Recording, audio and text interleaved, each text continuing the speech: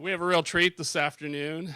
Rajiv Jhangiani is a real proponent for the use of educational practice, which includes open educational resources, open access, data sets, open thinking in the way that we drive teaching and learning in our classrooms. I've known Rajiv since he was a professor at Capilano University and was writing one of the first open textbooks that we knew was being authored in this province.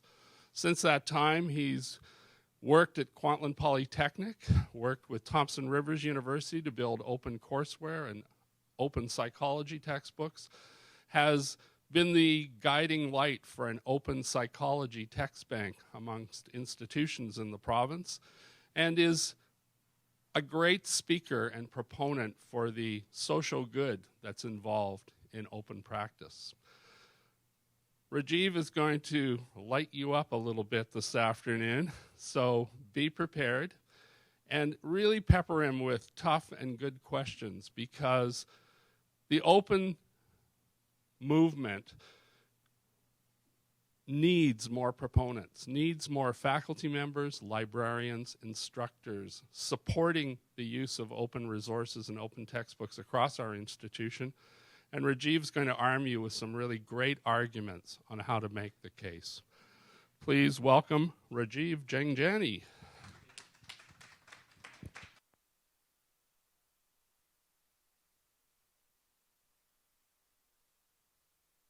Brilliant. Well, thank you.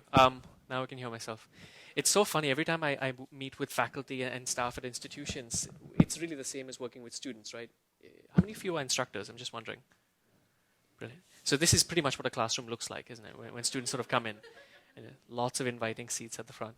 So let me also say that I knew David when he was just a twinkle in the eye of BC campus. And so I'm very, very happy to see him at BCIT, where I'm really looking forward to all of the things that I expect will follow in his wake.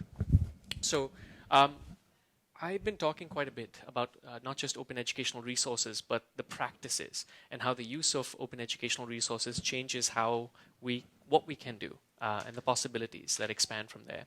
And so I'm very, very happy to be here because, of course, Kwantlen shares a similar mandate in terms of BCIT's Polytechnic side.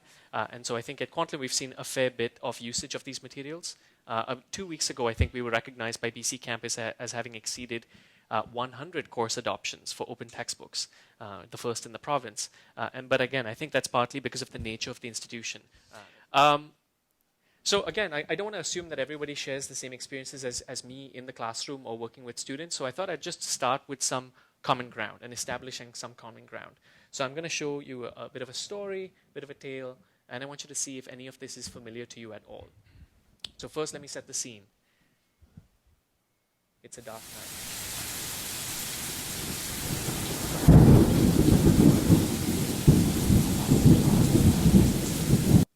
Student approaches a faculty and asks a question that I think has something to do. Not if that sounds familiar. And of course, there are wonderful rational reasoned arguments coming in. All familiar with many documents. And I love the depiction of the faculty member.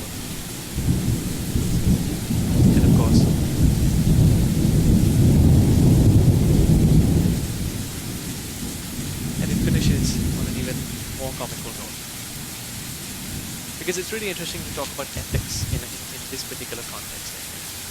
So I want to step back from this now and remind us of something that hopefully we all should be aware of, but in case we're not, that there is language in the UN's Universal Declaration of Human Rights that concerns the importance of accessibility of higher education. And even as much as this is true, more and more I find, and this is particularly true over here now, and the way that textbooks are escalating in their cost today, but that the very structure of higher education is meant to be this vehicle that delivers us from social inequality. But it's structured in a way that serves to only reinforce it. One illustration of this, I think, is we're all familiar with this. Over several decades, government funding has been withdrawn from public education to the point where now students are carrying more than 50% of the burden of the cost of higher education. Tuition, of course, is a big part of that, but many other ancillary fees as well. Now, when you look at the individual undergraduate student, of course, this means that just to meet us in the classroom, roughly half of our students are carrying a student loan. And this is not something that we're not naturally aware of. We may not see it in the classroom, obviously, but this is typically what's happening. When you look at the average student, we're talking about quite a lot. But overall, federal student loan debt exceeded $15 billion in 2010. That was, interestingly, the debt ceiling for federal student loan debt. They raised the ceiling to $19 billion, and that ceiling is forecasted to be breached by the year 2020. Right? And those are fairly recent figures. I pulled that off about a week ago in terms of the current federal debt. Federal debt's about 60% of the overall student loan debt, so there's a lot more, of course. But when you boil this down to the average student, we're talking about almost $29,000 on average, varying quite a bit by program, of course, but certainly that's what we're talking about. And only 3 years after having graduated, barely a third of our students have managed to free themselves from the shackles of this debt. Now, on the left, I should say this is one of my favorite pictures. A few years ago at UBC, they had a marketing campaign to celebrate their graduates around convocation. So they put these posters on the ground around campus, and they gave students these markers and asked them to fill it out with something that stood out for them. And this one was clearly filled out by an uncomfortably honest student. I love it. Went viral instantly. But again, this is real. And I think all of us get a sense that our students are working, but how much more? It's no longer the case that you can work a summer job and pay your tuition and ancillary material costs for the whole year. Not at all. So many more of our students are now working full-time jobs while trying to go to school full-time. And so I think even when we think about the nature of the assignments, the expectations we have about the ability to keep up with readings and complete research essays, we need to think more, much more, about what our students' lives are like today. 180% more hours working are students in BC than they were in 1975, perhaps even when some of you were undergraduate students. So it is different. We also know from an institutional point of view, this is where administrators get really interested, when student loan goes from $1,000 to $10,000, program completion rates plummet from 59% to 8%. So this is quite serious. And of course, a lot of this is tuition and cost of living, and in Vancouver, obviously, the latter is especially a grave concern. But I don't think any of us in this room can control costs of living, or for that matter, tuition individually. But we do have control over the cost of course materials. So that's one place where I think we can open the discussion. And so it's against that backdrop that I should tell you that the cost of textbooks have increased at a ridiculous rate, more than 1,000% since 1977. And even if you look at just the last 9 years, since 2006, or 10 years at this point, about 73%. And that's about 4 times the rate of inflation over the last decade. So it certainly has exceeded everything else. This is the pace of inflation, by the way, and those are textbook costs. We now live, I'm quite ashamed to say, in the era of the $400 textbook. And I wish I could say this was an isolated case. It is not. It is quite horrendous, of course. Students across the country have launched social media campaigns. And you can look for the hashtag textbook broke. And in fact, textbook broke BC, if you look at the local campaigns here in this province, where students are going into bookstores and buying their books at the start of every semester. They're taking photographs of their receipts to show how much they've spent on textbooks just for that semester. And they're tweeting these photographs across the country. On the left, you're seeing another campaign, Student Union. They put out this whiteboard outside a bookstore. And again, students just coming out had to check off how much they spent freely. And you can see from less than $100 to over $1,000 for that semester. Many students writing in too much and sort of adding checks at the top. My personal favorite, I don't know if you can say this, how much did you spend? My firstborn. So, I mean, it's funny, but it's not funny at the same time, right? Humor is a good way to make a point. But this is also the reality. Students are increasingly using food banks. UBC saw a 100% increase in the use of their food bank by its students last year. And so it's not just the case that we're talking about students who are first-generation students, students at community colleges, students with traditional barriers to accessing higher education. This is really, really widespread. And this is not what we see in the classroom, but this is what lurks behind it, I think. And then, of course, against all of that, we as instructors advise our students on our syllabi that certain books are required. And of course, that's fair enough. But there are many ways in which our students are finding to get around that. And some of these will be familiar to you, of course. They buy used textbooks when possible. And I say when possible because very often the edition has changed just before the semester has come up, so they really can't. They will buy online from places like Amazon. And so it's funny because just as you're seeing an increase in the cost of textbooks, you're also seeing a decrease in the amount that students are spending at university bookstores. And so bookstores, if you walk into them today, fewer than 50% of the items in the bookstore are actually books. And that's part of the reason for that. They lose money very often on books. They resell at the end of the semester, if possible, if the edition hasn't changed midway through, so their $200 textbook is now worth $15. They rent, of course, they share the purchase of the books, they use loans, interlibrary loans. I'm sure many of you I photocopied books and resources when I was an undergraduate student. And then increasingly they're realizing that they can buy international editions, which are about 70% the same book, different pagination, slightly different language, different examples, but more or less the same content. Or older editions, despite the fact that we warn them that they're responsible for the mismatch in content. And they're making these trade-off decisions, right? Is it that I have an online homework platform that's worth 10% of my grade?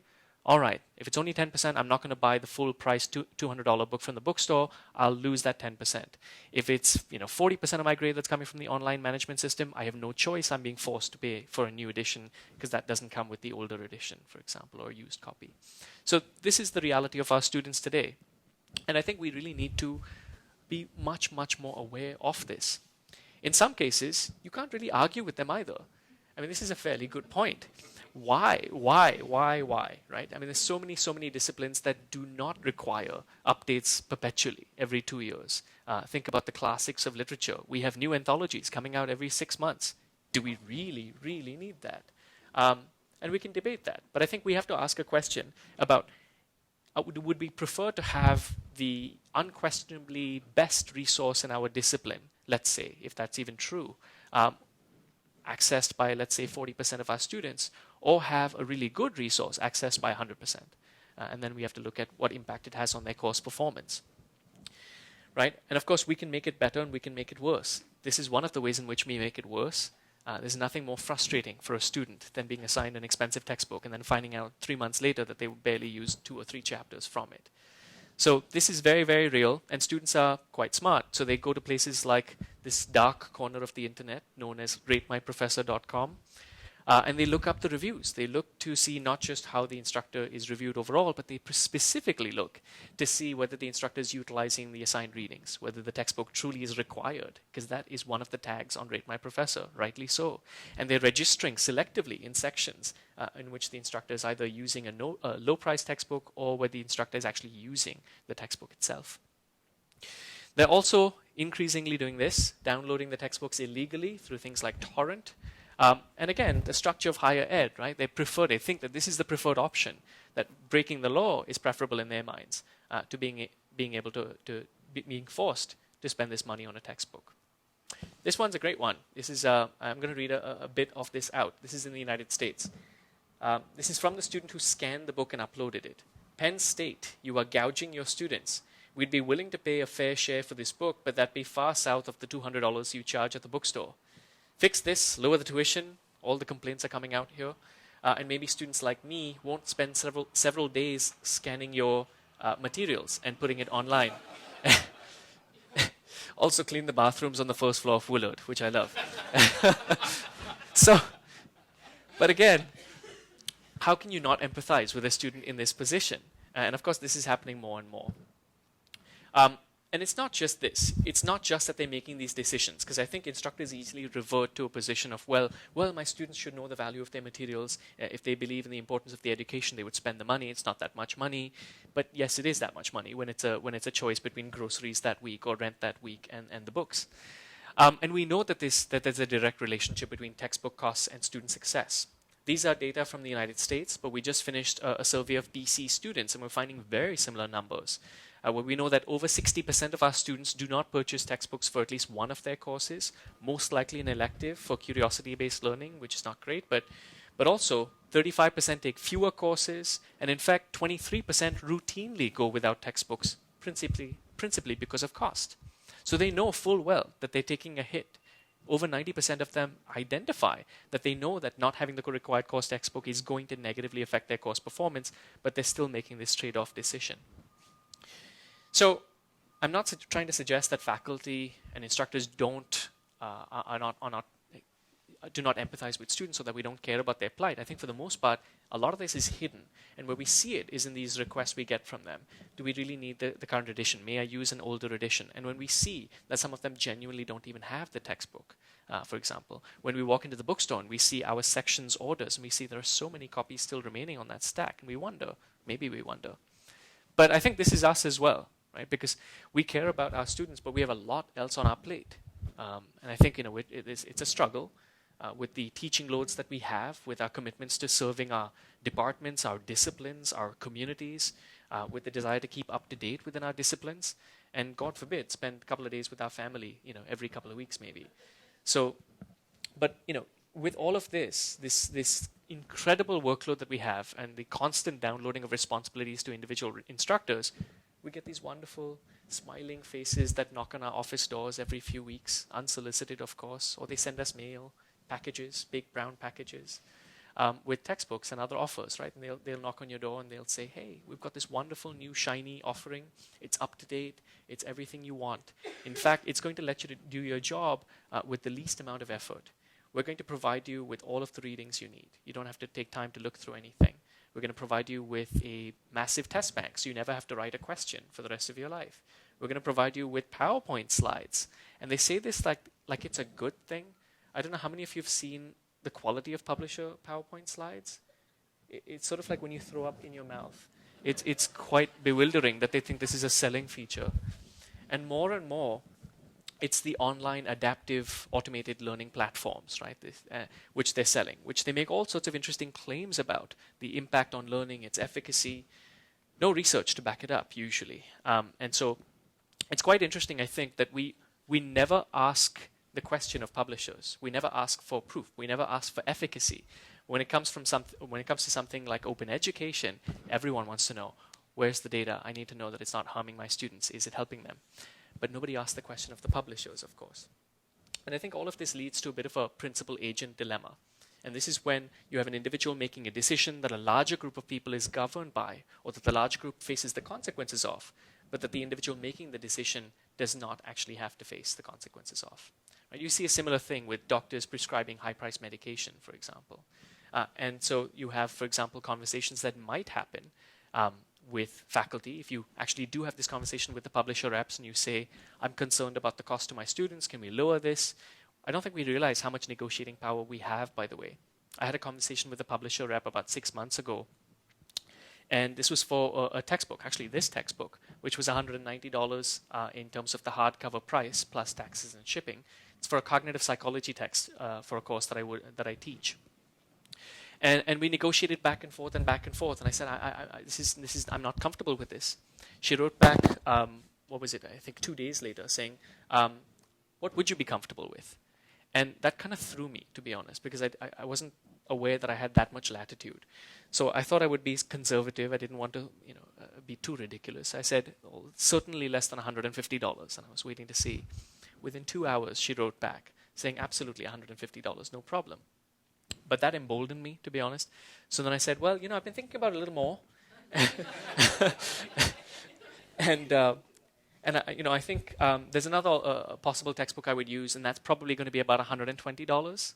And she wrote back, I think within a day, because it obviously had to go up a chain. Yes, no problem, $120. It's two emails in the space of 3 days, and the price to my students was lowered by $70. But the fact that she could do that and that they weren't doing that already infuriated me so much that I said, thanks, but no thanks. I'm not going to adopt it. So, but if you do have these conversations, typically they'll say, oh, we've got the hardcover, the softcover, the loose leaf binder version, the ebook. And I do want to suggest that the ebook, over here you can see, you can buy it for the low price of $102. This is very much a wolf in sheep's clothing. This is a type of resource for which the students are leasing it. They don't own it. The lease expires after typically 180 days is the sort of going trend. So if a student has to retake a course, or God forbid if they're interested in lifelong learning, they lose access to the resource. They can't print it if they want that. It's not compatible really with assistive learning technologies. And when I go back to talking about affordability, again, I do want to stress this, that if higher education is unaffordable, including course materials, I think we have to ask ourselves who higher education is reserved for. And if our course materials that are required are incompatible with assistive learning technologies, who are we saying higher education is reserved for? So to me, these are deeply troubling issues. And this is not innovation in my mind. And I'm not even talking about the rest of these practices. Yes, this is maybe because the Republican primaries are on right now, but this is my fantasy notion of what publisher meetings look like. But it's true to some degree. I mean, I think I've worked at departments where, for example, there are dollar value kickbacks that the department receives, $2 to $3 for every textbook that a student that a student buys over the next 3-year adoption cycle. And then they say, oh, well, if you're uncomfortable with that, we'll put all of that money in a scholarship fund for students. Like, that makes it better. That makes it more insidious, I think. Because to me, that's like affixing 1,000 leeches on the student body and then donating a portion of that blood to one of the victims, for example. But it's quite ridiculous. And then, of course, they ask about meetings and conferences. And, oh, can we sponsor your articulation meeting? Can we come to this? Can we sponsor your student research day? But this is the underbelly. And I truly believe that if students were in the Student Association building here, if students really knew about these practices and these backroom deals, I think there'd be cars burning in the parking lot, to be honest. They don't know this. So against the backdrop of all of that, let me say that I think there's a much, much better way of doing business. And it, in fact, does not affect students. It serves social justice. And as you'll see moving forward, it really serves pedagogical innovation. And that involves adopting open educational resources. Take a look.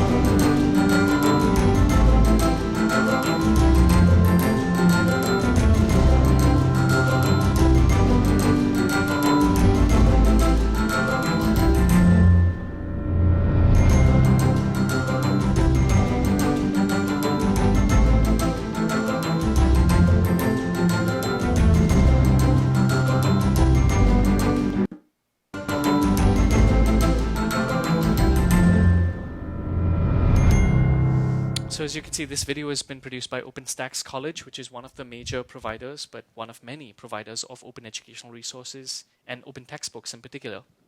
I should say I like showing that video because I really like that video. I have no relationship whatsoever with OpenStax College. I just really like that video. But what I'm talking about are open educational resources, and these are really anything that can be used for learning and teaching. And as I'll show you, it's not just textbooks, but it certainly includes open textbooks, like the ones we've been producing in BC, and in fact at BCIT, I should add. The cool thing about open educational resources is not just that they're free. I think much is made of the fact that they are free to students, and that's true. But the interesting part from my perspective are the permissions that come with it, because they come typically with what are known as the 5R permissions. The most obvious one is the ability to reuse the resources, whether for our teaching and learning, for example, and certainly for our students to be able to retain the resources forever and also redistribute them if they want to their friends, to their family, to keep sharing it. That's fine. But from my perspective, and I think our perspective, it's these two. Right, so it's the ability to revise, remix, adapt, customize, contextualize the course resources. So we no longer have to have a situation where we say, oh, you don't have to read chapter 5, take it out. If there's a section that's weak, you can change it, you can update it. If there's a recent breaking development within your field, you can incorporate it. You can embed and scaffold your course assignments in the middle of the readings themselves. You can have your students as content creators and have as a course assignment the contextualization and the production of local statistics and local examples and relatables. This opens up a new layer of academic freedom, really, when you start to think about how many of us as instructors typically bend our courses to map onto the structure of a textbook, when we should be, in fact, customizing the resources to map onto our pedagogical goals. So these are the exciting resources and permissions from my perspective, is this ability to change, to meddle. No textbook is perfect, but we can create a resource that's much, much better. So there are more than 1 billion of these OER that exist at the moment, and typically they carry Creative Commons licenses. But again, to broaden the range, if you're teaching art history, these might include, for example, extremely high-resolution images that have been provided free, public domain by the Rijksmuseum in the Netherlands. And I say art history because those are some of the most expensive textbooks out there, simply because of the permissions that are involved in producing them. But the Rijksmuseum did just that. Extremely high-resolution images provided for free. You can print a poster the size of that wall, for example, and you'd only be paying for printing, not the royalties. And this is Van Gogh's self-portrait.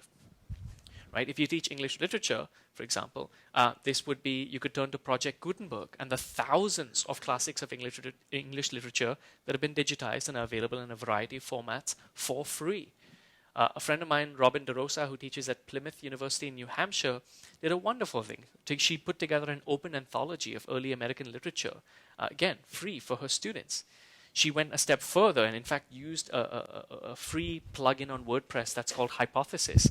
And she had, as a course assignment, the annotations. Her students annotate and reflect on each of the readings and each of the poems as they were working through. In a single semester, they, I think, had more than 5,000 annotations. But this is also happening out in the open, right? It changes the nature of our relationship with our students, and it moves it from private scholarship to public scholarship. And of course, open textbooks. The video that I showed you is from OpenStax, which has been quite heavily funded by the Hewlett Foundation and others to produce textbooks for the most popular undergraduate courses like these and others as well. And they're not what you think they are. I mean, if you look at the print version of an OpenStax textbook, it looks no different to me than a typical Pearson offering. Very glossy, hardcover, all of the ancillary resources you're accustomed to in terms of test banks and slides and the rest of that. It's really hard, in my opinion, when you have a usable, high-quality open textbook for a course to really defend the practice anymore of requiring your students to spend a lot of money. OpenStax, just for reference, has achieved a fair degree of penetration. They are now adopted by 1 out of every 5 US institutions, at least one of their books. This is not a niche issue anymore. It's gradually and surely moving into the mainstream. There's also the Open Textbook Library, which is based at the University of Minnesota, which serves as a bit of an aggregator for many of the smaller repositories, including OpenStax, and they have hundreds of open textbooks. What's interesting about them is they, again, actively invite faculty reviews. And so you actually see people who've gone through the textbook or adopted the textbook posting detailed reviews on their website. Very transparent. They always post the review before reading it, is their practice. But just for reference, they also hold workshops for faculty at different institutions. And they find roughly 40% of the faculty who attend those workshops end up adopting those textbooks, which is quite impressive, actually. In BC, of course, we have the BC Open Textbook Project, which has been sponsored by the Ministry of Advanced Education some 3 years ago. I'd like to see much more money forthcoming, but certainly for the moment, they're being sustained on Hewlett Foundation funding as well. And initially, this was about providing textbooks for the 40 highest enrolled undergraduate courses in BC, many of the things you would expect. And then they received additional funding for trades and technology areas. So they were meant to produce 60 books. At the moment, they have about 140. Many of them have been adapted for the Canadian audience. So they might have taken, for example, OpenStax's book and adapted it to produce a Canadian edition for statistics and examples and research. That has happened. Many of the books have been built in-house by many of our colleagues here in BC, and in some cases, some of our colleagues here at BCIT. Maybe Ken will do some book signings later on, I don't know. Ken Jeffries is one of the champions of the open textbook movement here in BC. So a lot of this exists, but of course what doesn't exist is awareness. And roughly 2/3 of faculty have no idea what open educational resources are. There's no marketing team, there's nobody knocking on your door, and again, nobody really knows. But faculty reviews are also available on the BC campus website. Here's an example of one for intro chemistry, for example. And I want to show you another one. This is a case where I am a bit biased, certainly, because I do have a relationship with BC Campus. I co-authored 2 of the open textbooks in their repository. This is one of them for research methods. But I want to show you what it looks like, because certainly it's available online, wonderful, engaging. Interactive simulations are embedded. A colleague of mine, John Belshaw, who works at Thomson Rivers, wrote a textbook for pre-Confederation history, and he actually got funding and flew across the country, met and interviewed many of the leading historians who had expertise in the subtopic areas of history, and they've embedded those video interviews in the middle of the book. They're really taking advantage of the digital nature of the platform, which is great. But you can also download it in a variety of formats. Again, free. But if you want a print copy, like maybe some of you do, like those over there, you do this. SFU runs the print-on-demand service right now for the province. And so students go online and they simply order it at a very low cost, remarkably low cost. So a 600-page social psychology textbook that I co-authored, for example, currently in the BC campus, if you order, let's say, the black and white version of that, it would be something like $16, 600 pages, right? And originally they used to have to spend shipping, but then we took advantage of the interlibrary loan bus that moves between all of our campuses every week, and now the books come to each campus for free. So we're saving money as much as we can, and it makes a tremendous difference, I can tell you. In some cases, the open textbooks with BC did not come with ancillary resources. Like those pulled in from OpenStax do. Some other providers like NOBA and others have lots of ancillaries, but some still do not. And so in psychology, this was a particular problem. This is one of the disciplines where we rely rather heavily on ancillary resources, especially for introductory psychology, where you're covering 16 different topic areas, and nobody went to graduate school to specialize in 16 different areas. So you're relying much more heavily. You also think about adjuncts who are told 3 weeks ahead what course they're teaching. You need these resources, and in particular, the test bank. So about, 3 years ago? I forget now. About 3 years ago, we got together a group of 17 faculty members from 7 different BC institutions, all psychology faculty who teach introductory psychology. And for 2 days, we held the Great Psychology Test Bank Sprint. So 2 days, right? And we wrote questions. This is like the most mind-numbing thing you can think of doing for 2 days, right? Writing exam questions, multiple choice questions.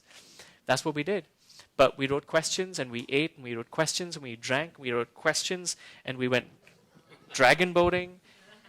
We embedded as much fun as we could. We wrote questions, and we went golfing. And by the end of those 2 days, we had 1,000 questions. We made history, and we created the test bank that now has enabled faculty to adopt the book, those for whom the absence of that resource would have been a significant deal breaker. And what's great from my point of view was not just the production of the resource and the awareness of OER that grew among the group, most of whom had no idea what open educational resources were to begin with. But by the end, 6, and these are the 6 of the 7 institutions that were represented at that test bank sprint, adopted the books. Because now they knew what they were, and they had skin in the game, and they contributed to the creation of the resource, so they understood it intimately. And they realized what the quality was. Absolutely incredible. And I say this all because I also want to call your attention to a new proposal that was just released by BC Campus. BC Campus, about a week ago, put out a call, 2 programs of funding, one of which is to develop ancillary materials to accompany open textbooks for which none exist at the moment. And these are just pockets of money that are available for institutions or departments or individual faculty across institutions. It doesn't matter. So I want to encourage you to look at that particular call. There's also another call where BC Campus will provide matching funds to institutions that want to provide grants to their faculty who need the time to adapt or adopt the open educational resources and make the necessary changes to their curriculum, or embed it anyway. SFU, by the way, already offers this grant in-house, but BC Campus wants to facilitate this process elsewhere. So at the moment, I can tell you, within BC, we've exceeded more than $1 million that students have saved alone over the last 3 years. But worldwide, this is a massive movement.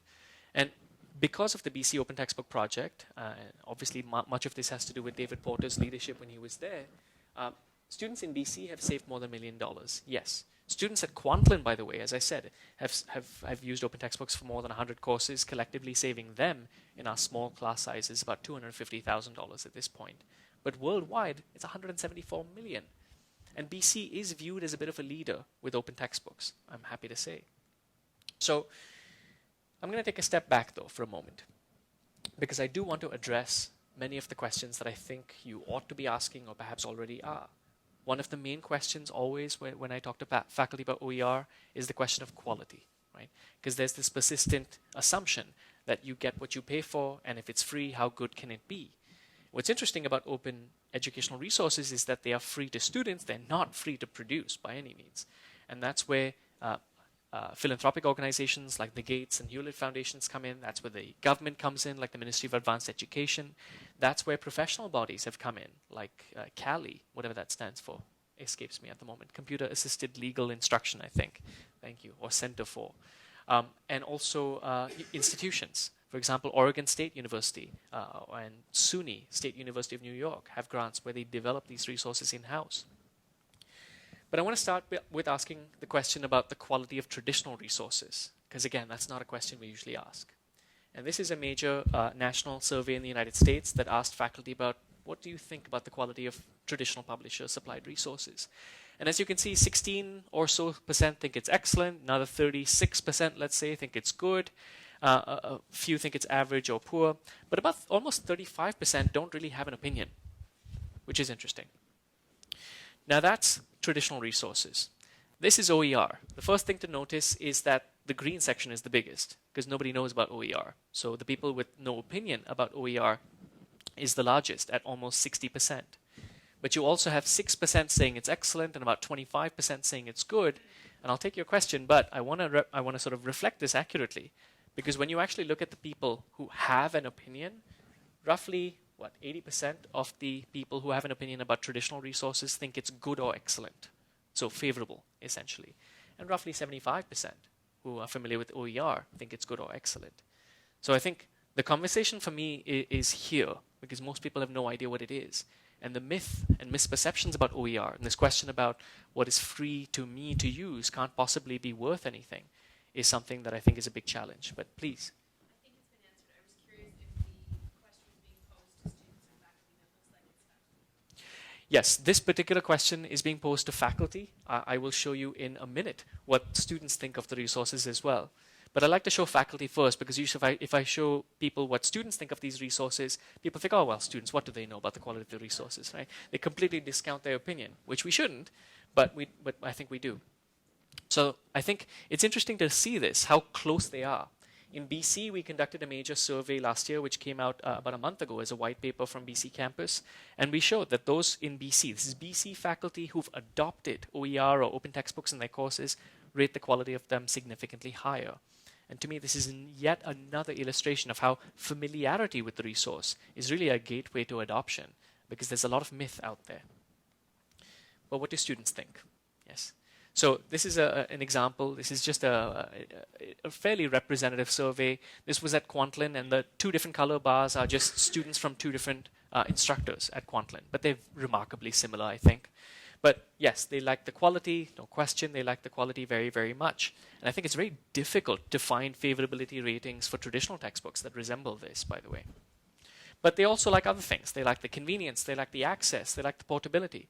They love that they don't have to wait 2 weeks for their student loans to come in before they buy the books. They have immediate access. They have permanent access. They have access across all of their devices.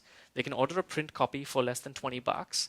They can have it on their iPhone, on their iPad, on their laptop, anywhere, on their Kindle. It's not restricted to anything. It's not locked into any device. And they love that. They also, of course, like the cost savings.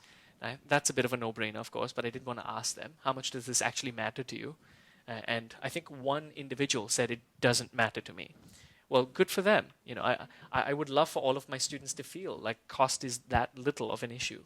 But certainly for most of them it is. And then we also asked them what's the average cost of textbooks that you usually spend for your typical course. And you can see a bit of a range, but it typically is around $150.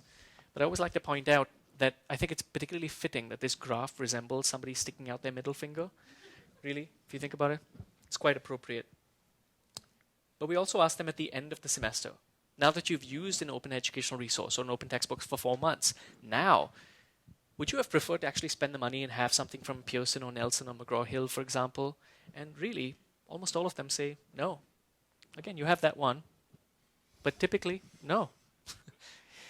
And when we look at their comments, these are anonymous online surveys where students have no incentive to lie, and I have no idea what the identity of these students is. Look at the comments. Some of them talk about the convenience, having the complete set, the accessibility, the money savings. Yes, absolutely.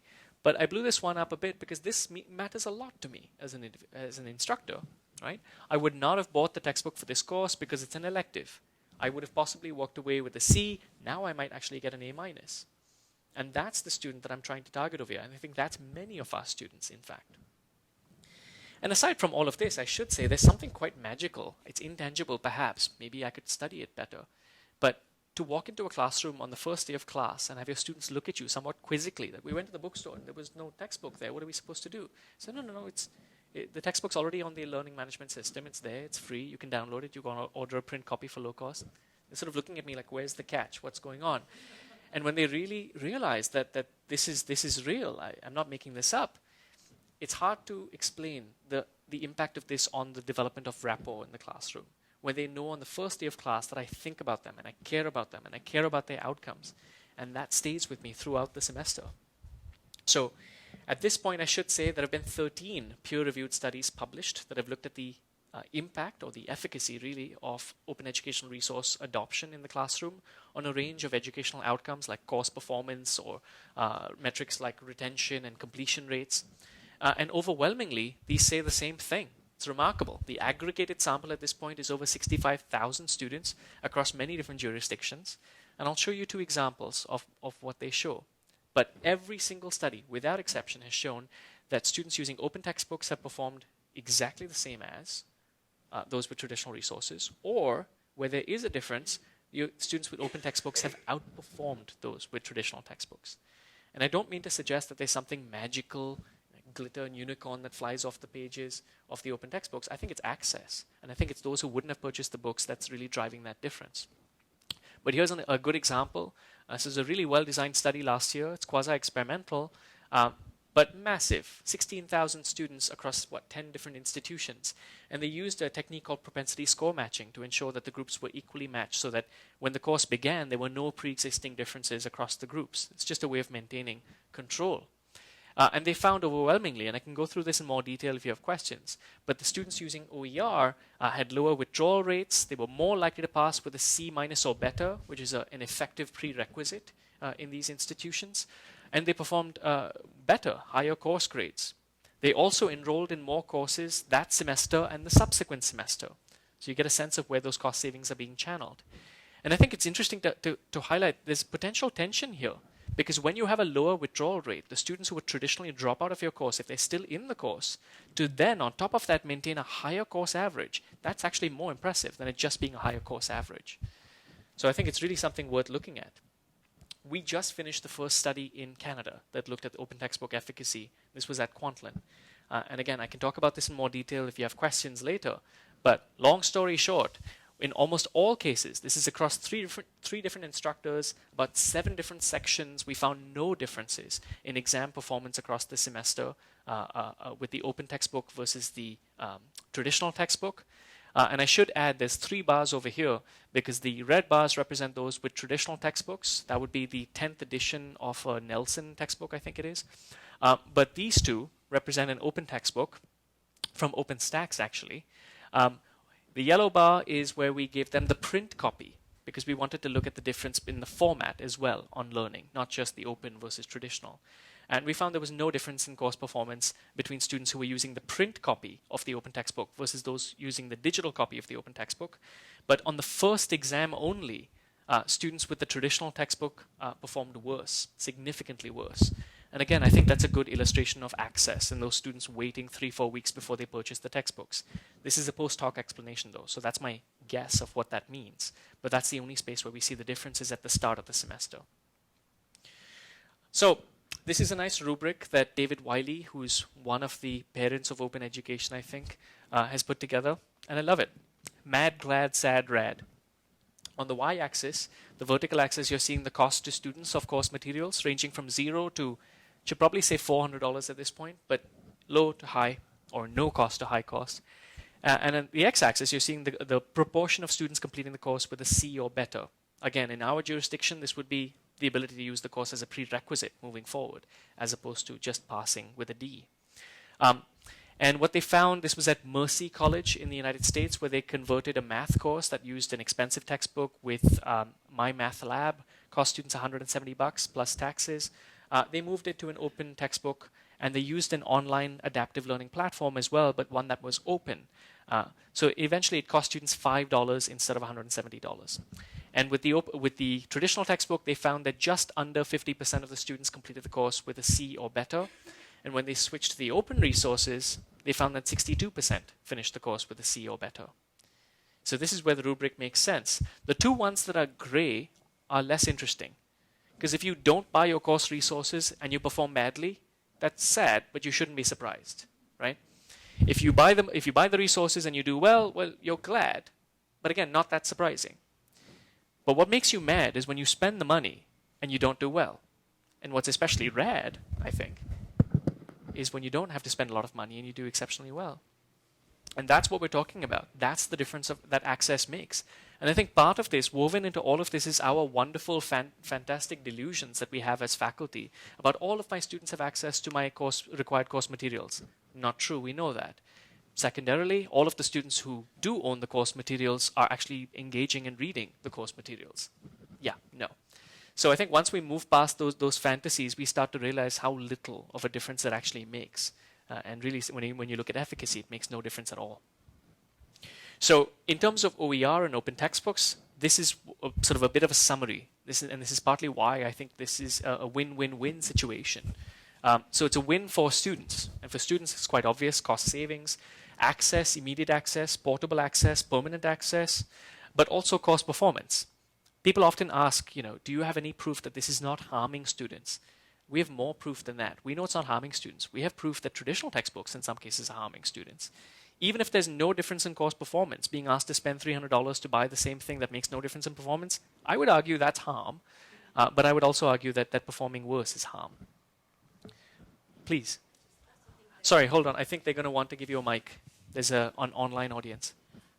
I would like to just highlight the fact that there's win-win for faculty as well. Yeah. Because I think in this whole open education resource and open textbook discourse, we focus on the student, which is great because that's where you can easily quantify the savings. But there's tremendous advantages for faculty as well in terms of controlling your own content, controlling the teaching and learning transaction throughout your course, and also engaging in collaboration with other international institutions and collaborating with people that are experts in their field that you wouldn't have access to otherwise. So I would like to see some of this open education also focus on the benefits for faculty. I couldn't have said that any better myself. And I'm glad you point that out, because that's exactly the point. And so I'm going to try to focus the rest of my talk on exactly that, on this notion of pedagogy and practices. And it's not just about swapping a Pearson textbook for a BC campus textbook that looks and smells and tastes like a Pearson textbook. It's about more than that, and it's about unleashing that potential. And I think you're completely right. It's control. I don't think faculty think of this the use of course materials as in terms of academic freedom, and I think we should, because many of these decisions are made before we even think about picking up a course. But I also want to point out quickly, the various studies that have looked at this have started to find benefits for institutions as a whole. So especially once you start marketing courses and even programs as being textbook zero programs, you see enrollment pressure. You see FTE go up. There are institutions that have started to institute a search function. When students search for courses during registration, show me the courses that are open textbook courses, and you see the pressure go up. You also see increases in retention and completion rates. And this has been seen in a couple of different cases now. So we're looking at that now in BC as well. So it's a larger issue.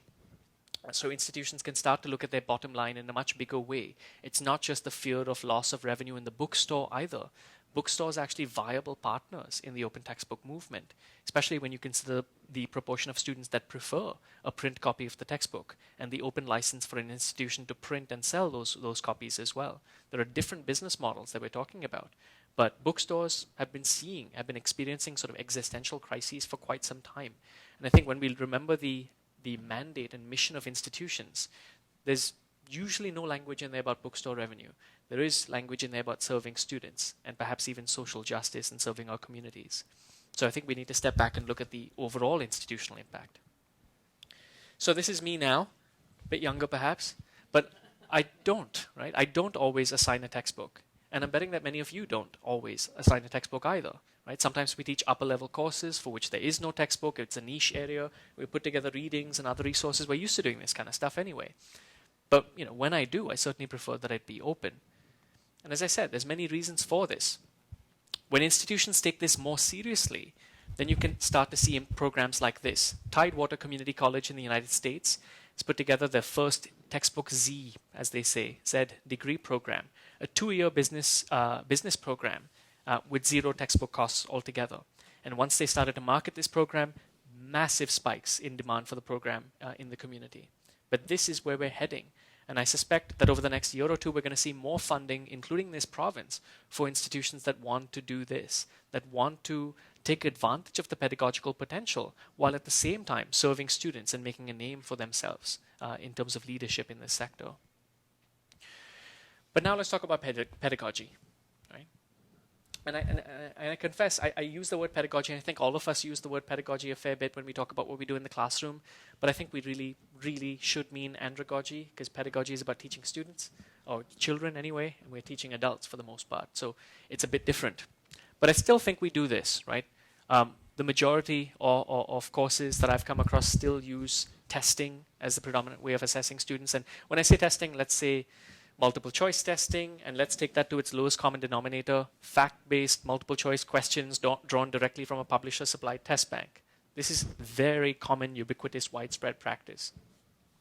And so we do this. And sometimes we do more, right? We have lab reports and oral presentations and research essays. We ask them to write research essays. Sure, they can write research essays. But this business of open pedagogy, which you were hinting at from the instructor's perspective, is really revolutionary when you think about the potential for students as well. And so this is another problem I think I'm going to point to. Do any of you identify with this? Because I think, again, all of the fantasies and delusions we have about resources are one thing. But we have other fantasies on the other hand, and we have problems.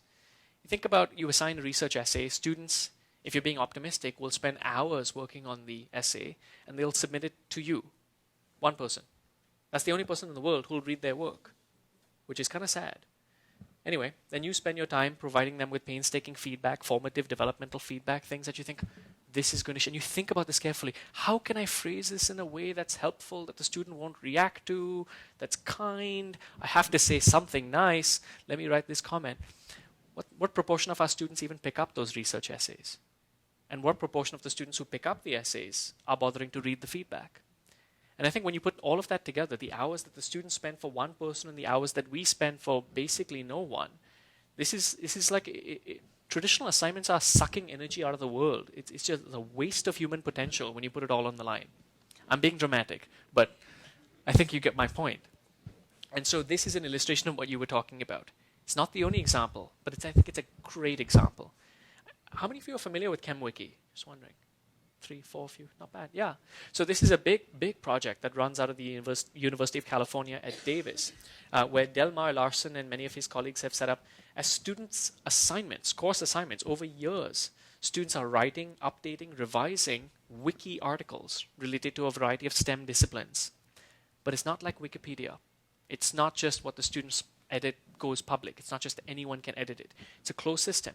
What junior students write is vetted and revised and updated by senior students. What senior students write is vetted and updated and revised by graduate students. And what graduate students write and oversee is then overseen itself by an international board of faculty. And it's only when multiple faculty sign off that it goes live. So it's Wikipedia with control, Wikipedia with reliability, and Wikipedia that allows not students to waste their energy, potential, and creativity, but to showcase it. This is an e-portfolio of the student's academic work for future employers. This is a sense of meaning. This is not just busy work. Students care about their work so much more when they know that it's going to be seen by the public, that they're producing resources for the commons instead of writing yet their 17th research essay for their next instructor. It's a different ballgame. And now you have institutions across the world that are using customized versions of textbooks that are sucked out from ChemWiki as their course textbooks. So students as creators and students as beneficiaries. It's tremendous as a model. And now they're expanding beyond the STEM disciplines into the social sciences and to some of the humanities as well. And they're looking for institutional partners as well. They've received more funding for this. So it's an incredible new layer, as I said. This is what we call open pedagogy, right? Moving, again, the practices of pedagogy outside of the classroom into the public. And that's just one example. In my discipline, psychology, we've actually partnered with Wikipedia itself, right? That horrible. There's two dark corners of the internet, I think. Rate My Professor is one, this is the other one. This is the one that we warn our students against, right? Don't go there, don't cite our articles from there. We're concerned about reliability. And we should be concerned about reliability, right? This is what it looks like in psychology. More than 8,500 articles, right? They viewed a fair bit, but 2/3 of them have never have gone through sort of Wikipedia's peer assessment, which is not the same as a real peer assessment, of course. And barely any of them have achieved good article status, even by Wikipedia standards. So if we're concerned about Wikipedia, you should be concerned about Wikipedia. But instead of moaning about the problem and just sort of telling our students you're not allowed, you're prohibited from citing it in your essays or your work, the Association for Psychological Science decided to fix the problem by partnering with them. So now we have thousands of instructors across the world who, again, as their course assignments, have the updating, revising, improving of articles in Wikipedia related to psychology topics. It makes perfect sense. Again, I think we have to understand and acknowledge and be aware that students' first port of call when they're looking for information is Wikipedia. We should improve this resource instead of moaning about it. I would also like to add that the first port of call for many faculty when they're looking up information is Wikipedia, but maybe that's too honest. I don't know. So this exists now in many, many disciplines, not just psychology. You can see the range of disciplines over here. And when you look at the experiences of faculty who've actually done this, a lot have. We talk about learning outcomes and how can we achieve the same outcomes when we move from traditional assignments to open pedagogy, or let's say non-disposable assignments. Disposable assignment is a bit pejorative really to refer to a traditional essay, let's say, but it makes the point. But you're seeing some of the same outcomes and even better ones, even additional ones. So yes, you can understand the topic, you learn about sources, you learn about writing concisely, and in particular communicating complex ideas to a general audience, which is not a straightforward task. And arguably, that's the sort of skill we want our graduates to have. There's lots of loose talk about digital natives, and I certainly know that I'm much more digitally literate than my students are, on average anyway. But there's a lot of digital literacy that we can engage in as well with these sorts of platforms. So students, they like it. You think this is going to frighten them. This is scary. But no, it's a sense of meaning. It's a sense of purpose. It's a sense of ownership and pride. Look at that. Student in Alberta. My favorite part, knowing that the information being presented is valuable to someone. It's not a cookie-cutter research essay. This student at U of T talking about integrating or summarizing articles that have been published behind paywalls, right, the traditional model, and synthesizing them and writing summaries for Wikipedia, and thereby releasing that information to the public, information that was funded by the public, but that is quite ridiculously hidden behind Elsevier's paywalls.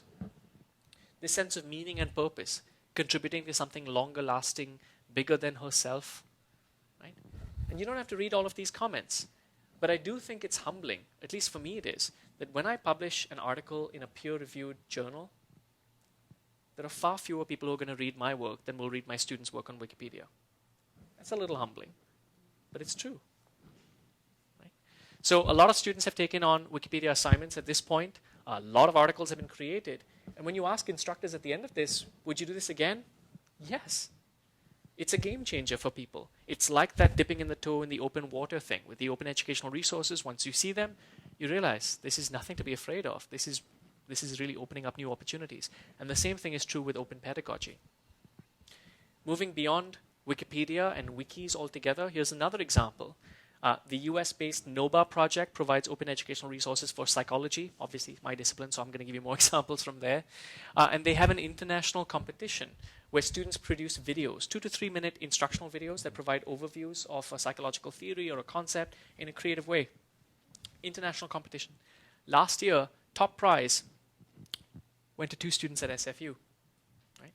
So they won, what was it, $6,000 US, which is what, like 50,000 Canadian at this point?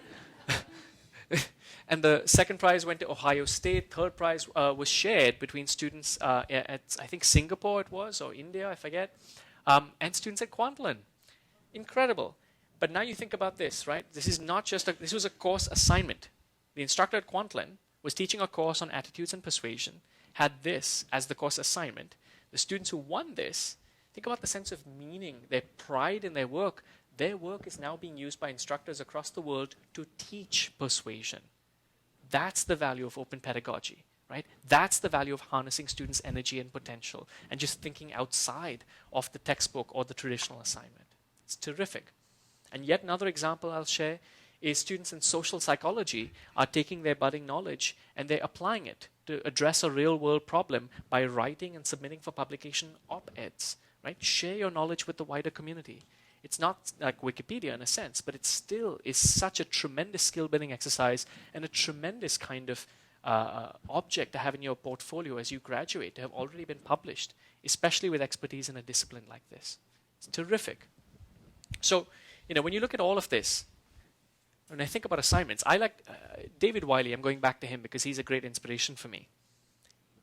When he wrote about open pedagogy, he described traditional assignments as sort of vehicles. And I think that's true because they are vehicles that allow us to transport our students from where they are now to where we hope they will be in terms of skills, abilities, outcomes, sure. But he describes a traditional assignment somewhat like taking an aircraft and choosing to drive it down the highway. Because you can, technically. I mean, people will look at you funny. You'll get lots of side eye. But it's really a waste because you're not really taking advantage of the potential that the vehicle has and where you can go. It was built for something so much more. And that's what he's referring to when he talks about open pedagogy more broadly. Right? So, here we are. I think if any of what I've said sounds somewhat familiar, it may also be because there are parallel movements that are afoot. It's not just a discussion about open educational resources or open pedagogy. Librarians and scholars for years have been talking about the importance of open access. In Canada now we have the Tri-Council, which is explicitly embedded policy that any publicly funded research in Canada has to be in an open repository after 12 months. Has to be. And it's ludicrous if you think about it, that it wasn't the case before. Why should publicly funded work be inaccessible to the public who paid for it? It makes no sense. And it's worse than that because you've got public funding plus, massive, generous dollops of volunteer work in the form of peer review by faculty and journal editors, producing record profits for private corporations. It doesn't make sense. The open access movement is gaining steam. Open science movement is also gaining steam for different reasons. People have been concerned about reproducibility of findings in certain disciplines, about, for example, data fabrication and avoiding that. So for reasons of transparency and accountability, people more and more are now sharing their data openly. They're sharing their research materials openly to enable replication within their discipline. They're using open source software to analyze their data, like R, instead of using SPSS, which is now exorbitant. They're engaging in open peer review. You have major journals that are not doing the double-blind peer review anymore. And there's a different quality to it. The comments are much more thoughtful. When as a reviewer, your name is attached to the review and you're not hidden behind the double-blind situation. And of course, open access publishing. So open science practices have been gaining steam for many years now. And certainly in my discipline, it's slowly becoming the mainstream. And certainly, as I said, open access, open science, open pedagogy, OER. So when I think about BCIT and institutions like BCIT in the Lower Mainland, of course I see a great diversity of programs, no question. And I think that's one of the great strengths. I mean, it's hard to talk about, I think, open educational practices in a setting where people are very, very battened down in terms of traditional practice, where you are not exposed to other disciplines, other practices, other ideas. And I think the more we talk across disciplinary boundaries, the more we're able to learn about practices that we could easily adopt in our own. So from my perspective, I think BCIT has a tremendous amount to gain. There's a bit of a vacuum of leadership at the moment in the province. And whether it's about social justice and serving students and making a splash in terms of serving our communities by lowering course costs that really don't have to cost as much, whether it's about the relationships with students in the class and the rapport and how wonderful that leads things to be, or whether it's about pedagogy and creating this sense of an electronic portfolio of students' work and legacy projects, or whether it's just about the philosophy of openness and living more closely in concert with your own values, being able to work in the classroom as you would like to work outside of the classroom. I think, again, as I said, leadership is there for the taking. And to me, because especially of the diversity of programs that BCIT has, the range of pedagogies, And by the way, this is already happening. This room, I was told earlier today, was designed by students of architecture at BCIT. And when you think about that, we are living in a space that's open pedagogy. Right? This is a living testament to the students' expertise and input, this space. So as I said, you've already been practicing it to some degree, even though you may not have the language of it. But now that you do, I really hope that many of you see the benefits and that you see a way to incorporate OER or open pedagogy into your daily teaching and learning practice. So, thank you.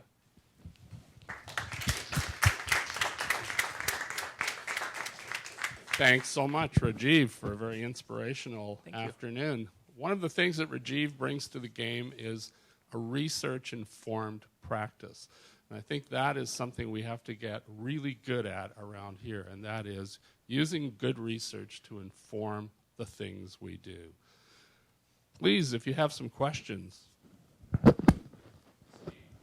There's a roving microphone. And I think there'll be questions coming in online as well, possibly, right? So thank you, Rajiv. That was truly inspirational. Thank you. Thank you. I have an admission to make. There was a chap who was sitting next to me for about 5 minutes.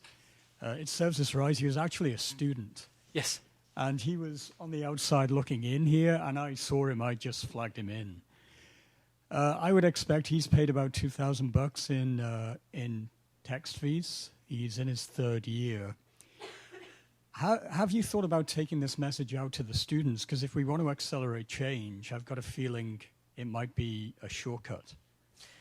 Yeah, it's a really great question. I think students are an obvious stakeholder with the open education movement, and in some cases, they have been leading it, in fact. 2 quick examples. At Simon Fraser University, the student body has been much more active than any of the faculty. They've been beseeching and trying to raise awareness among the faculty about open textbooks, and some of their executives have been the leading student voices in this province. So yes, they've even done things like hold referenda. At UBC, that's where they launched the Textbook Broke BC campaign. They produced a slew of marketing materials, which they then openly licensed for students across the world to repurpose for their own marketing for Open Ed. So it is happening to some degree. At Open Ed Week, on March 10th at UBC, there's a panel. I'll be on that panel, and students will be on that panel as well. But it's difficult. Students don't have control over the decision. So I think instructors, and it's helpful for instructors to hear from students, to hear that it matters to students and how much it matters to students. But ultimately, in my experience, instructors don't make the decision principally on the basis of cost to students. They want to know about the quality of the resource and the rest of it, and then the cost is sort of an additional bonus if we can save them money. So I think students are important partners, and hopefully at places like Kwantlen, faculty are much more vocal about it than the students. That's partly, I think, because we're more of a commuter campus and it's harder to create a student association culture that's stronger. But yes, I think students are vital voices over here, absolutely. In the States, there was one place in particular I'm thinking about, the name escapes me. It might be Pierce College, although I might be making that up. Maybe David knows this. Where the students held a referendum. And it was about, they voted, overwhelmingly voted, to increase their student fees. That sounds bizarre. But they increased their student fees by whatever, $5 a year, whatever it was. But there was enough of them. They themselves funded a full-time open educational resource librarian position at the university. The students funded a staff position, and the staff librarian's job was to put OER in the hands of faculty. It's tremendous. So I think there's lots of ways forward, and students are very strong allies. But students have to be introduced to this to some degree, and once they are, they just need to help raise awareness among faculty. So yeah, thank you.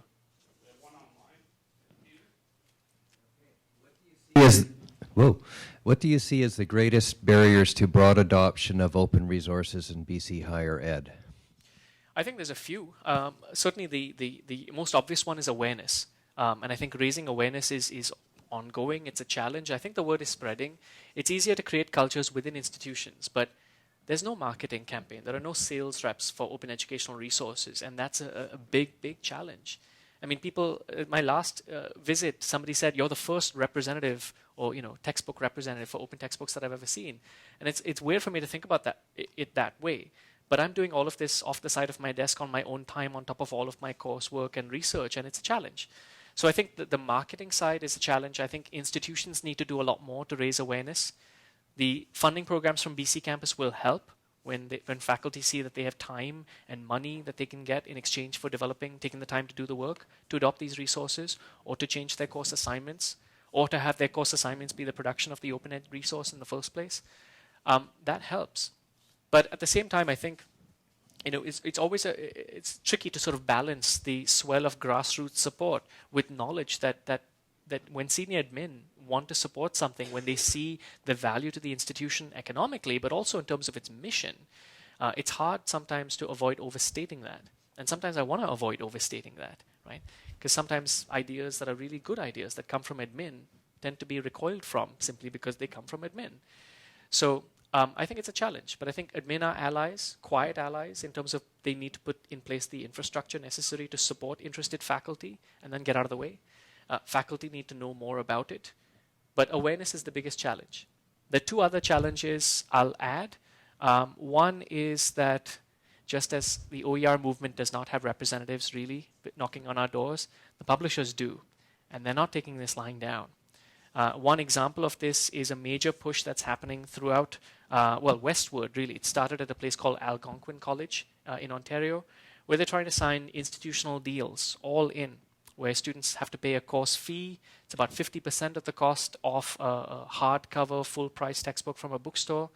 But students can't opt out typically. Typically, the only way you can opt out is if the student sort of signs in blood that they bought a full-priced hardcover.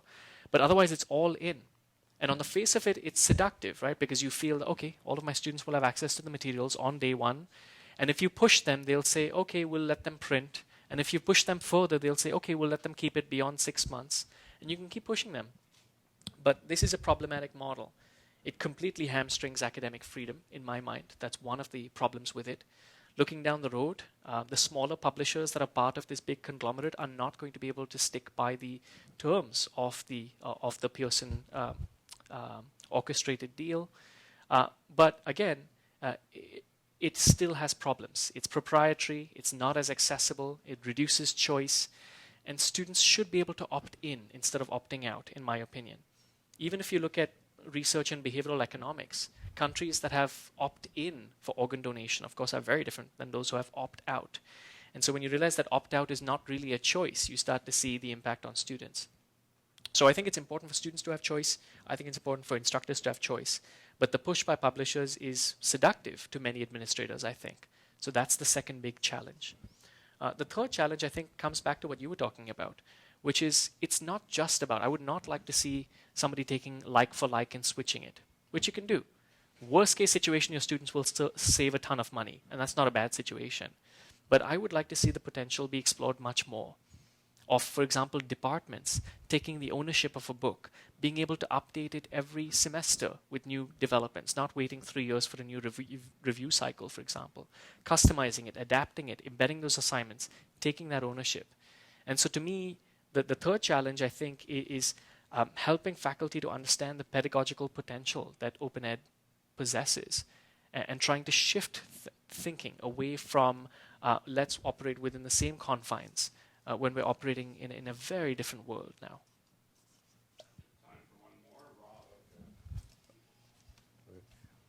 I don't know if my question's a question or a statement, but polytechnical institutions are different than Kwantlen and other traditional universities like SFU.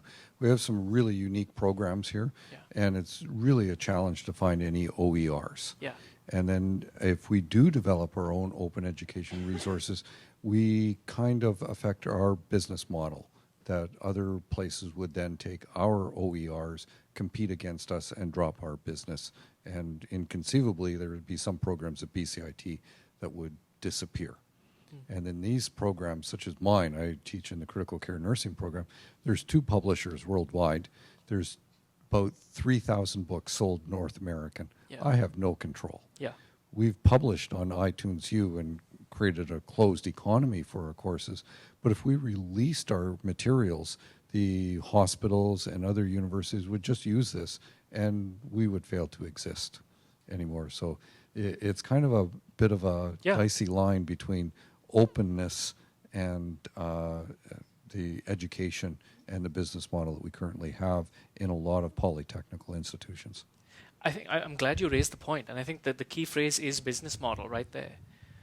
What I would suggest is that has been a fear of many more groups, the fear of openness and what that brings. Artists, for example, creative people, when you think about their livelihood, typically depends on copyright, and so talking about copyleft and Creative Commons licensing can be very threatening initially, but oddly enough, time and time again, there are models that have been shown repeatedly that you can look at what's called an open business model. And we're lucky, actually, in this province, we have Paul Stacey from Creative Commons, who's probably the leading expert in the world about open business models. He's working on a book right now, which will be openly accessed, obviously, about this, with many case studies in different topic areas, including from creative areas, including from institutions, including from private organizations. The Rijksmuseum is another case in point. They used to supply low-resolution images of those artworks for free, but high-res images they used to charge for. And then they decided to sort of experiment and look at the effect on the institution globally of providing the resources in the commons for free. And then as they found that tremendous increase in the people who were visiting the site and who were purchasing other things, the name went up, the name brand went up, their partnerships increased to the point where they said, you know what, we don't even need this money anymore. And they just decided to go completely open. So what I would suggest is, even though that is a potentially real fear, that may not necessarily be the real outcome. I would suggest that it's certainly worthwhile reaching out to someone like Paul Stacey and working through the open business model canvas that he's developed. Because I think as much as the notion of open ed can be a threat, it opens up so many more doors. It would likely open up and generate more revenue streams than we would think of otherwise. There's also, I should say, nuances in the specific type of license that you assign to any resources that you open up. Right? You can actually, the most open license is allowing anybody to do what they want with it, including adapting it to suit their context. But you can also prohibit other users to use it for commercial purposes, for example. You can specify this in advance. So I would say if it is a real concern, and if it's the kind of concern that's holding up sort of moving further into this space, I would encourage you to explore that concern much more with someone like Paul to actually see if there are collateral benefits to this as opposed to just the collateral damage. Mine's more of a logistical question. It was in reference to modifying the textbook, say on the BC campus site, and there was that last button to modify it. Yeah. Just a question that if, say, a faculty member catered a particular text to BCIT or Kwantlen or otherwise, would subsequent professors see that as the modified version, or would they have to go and, what happens to those modified versions? Yeah. So this is a problem that I would love to have at this point, that we have so many creators that they're just trying to curate all of that. But having said that, so I revised 2 open textbooks. So I'm an example of what you're talking about, where when you revise it, you have to explicitly lay out what changes you've made. So you need to be very transparent. The version I adapted was in both cases US editions. So, US ethics laws, things were different. Those are available. So the original version is available, the adapted version is available with real transparency in terms of what the changes were. And I think that needs to be the model. You have to have radical transparency. Technology is moving very quickly, so I see this happening in a much more nuanced way in the near future. Instead of just sort of a paragraph summary of the changes that I've made in each chapter, I see a future where, sort of like when you go to Wikipedia, you've got the main page and you've got a sort of a discussion page right behind it. And you can go to every previous version of edits and you can actually see the comments and you can see exactly what was changed and the rationale behind the change. I see that coming in the very near future for a platform like we have in BC. And that especially enabling more collaboration across institutions, where in some places we have expertise in maybe 8 of the areas of psychology to really do a fascinating and really good job among the people who want to. We have other expertise, but maybe they don't want to play in the water. But then we can reach to other institutions and do this collaboratively. So I see it being much more transparent, including sort of annotations. There would have to be, and I think we're moving there, to a system where derivative works, which is what we're talking about, would be curated in a sense that's transparent. I imagine kind of like GitHub, really. So I think that's where we're headed. Follow-up question also from Brian Hosier. What incentives would you recommend to help keeping open textbooks current? Is it just paying subject matter experts to write new editions? Yeah, I mean, I think that's one model, but again, that reminds me of the publisher's model, and I hate, like-for-like replacements when we're dealing with something so different. So for me, one exciting model is the open pedagogy side, right? And in having course assignments be the updating and revising, and students coming up with more recent work. Talk about recent studies that have been published over the last 3 years that have challenged the work that's already published in the textbook, and how can we incorporate that or link to that and embed that. So I see involving students in terms of open pedagogy as a big opportunity for the sustainability of open textbooks, and one that's much easier to sustain than, for example, ministry or governments or philanthropic organizations continually paying small groups of content experts. So those are the two obvious models to me at this point: is the faculty experts, the sort of and the student assignment as in ChemWiki model. I like the latter. I just wanted to hear your thoughts on the role of governments and even institutions in terms of developing supporting policy for the movement. Because if Ministry of Education provincially says, thou shall use open educational resources, right? So what are your thoughts about that? And even at the institutional level, maybe BCIT could say, before you adapt a textbook, you have to show that you've looked at least at 3 open education resources and that none of them serves the purpose, and then you can go to a commercial textbook. Anyway, so your thoughts. Yeah, so it's a big question. I think I'm always going to start from academic freedom. I believe faculty have and they need to have the right to have full control over the course materials they assign. I think faculty are the best people to decide what works in their courses, whether it's paid or whether it's proprietary or whether it's OER. So that's my opening assumption. Beyond that, I think you have to, it's a delicate thing. I think just as I said, if admin pushes something too hard, faculty tend to push back. If anyone gets a sense that the ministry is pushing this too hard, people will push back. And sometimes, it's real because there are real things and there's real ideology embedded within some of this, within much of what government does, of course. But on the other hand, there is also a bit of, if the Liberal government told faculty that it's important to breathe, would we start holding our breath? So I think it's important for us to look at what's best for our context. It's important for us to feel like we have the freedom.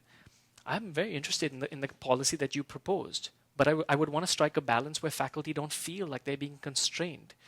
I would not want to point a judgmental finger at faculty who are adopting traditional resources. I would want to enable it, to raise awareness of it, and point people to the benefits of it, as opposed to indicting those who don't.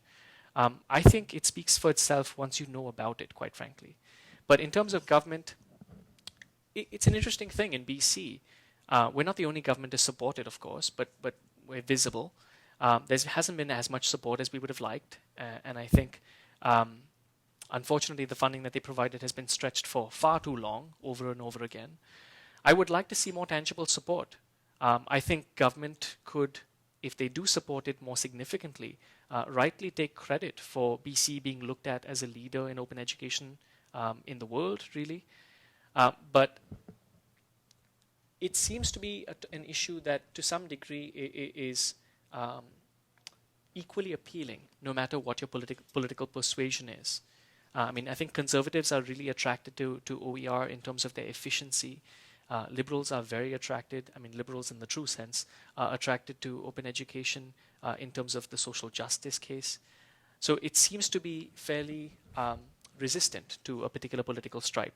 But I see the role of government as being providing the resources necessary to enable institutions to decide what's best for them and how far they want to go into this space. But yeah, enabling, not coercing, respecting academic freedom, absolutely. That would be my finishing and my starting. So, please thank me, and please join me in thanking Rajiv for this wonderful afternoon session. We have for you, it's got my face on it, the limited edition 50th anniversary BCIT hoodie. Oh, wow. Cool. Thank you.